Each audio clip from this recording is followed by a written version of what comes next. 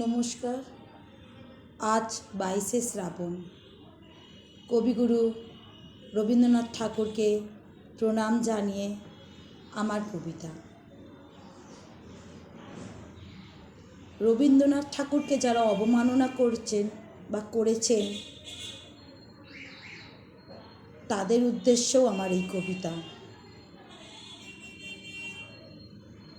কবিতা প্রাণের ঠাকুর। রবি ঠাকুর আমাদের মননে, রবি ঠাকুর আমাদের চিন্তনে, রবি ঠাকুর আমাদের কলমে, রবি ঠাকুর আমাদের মরমে। রবি ঠাকুর বিশ্বের দরবারে পেয়েছিল স্থান, তোমারই লেখা গ্রন্থ গীতাঞ্জলি বাড়িয়েছে অবিভক্ত বাংলার অভূতপূর্ব মান। আমাদেরই কলম দেয় আজও অঞ্জলি। রবি ঠাকুর তুমি আমাদের হৃদয়ে, কবির কলম থাকে তোমাকে ছুঁয়ে। রবি ঠাকুর তোমায় ধুলায় মিশিয়েছে তারা, হীনমন্যতায় ভুগছে আজ যারা।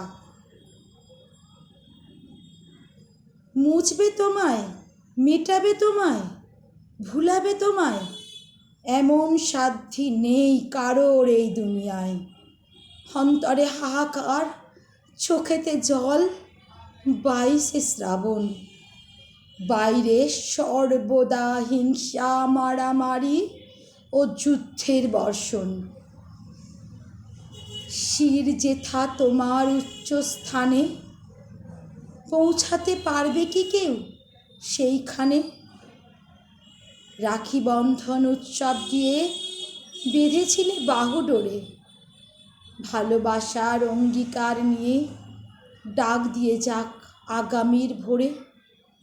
আছো তুমি জগত সভায় শ্রেষ্ঠ আসন নিয়ে, হিংসা ও মারামারি দিতে পারবে না তোমায় কভু নিভিয়ে।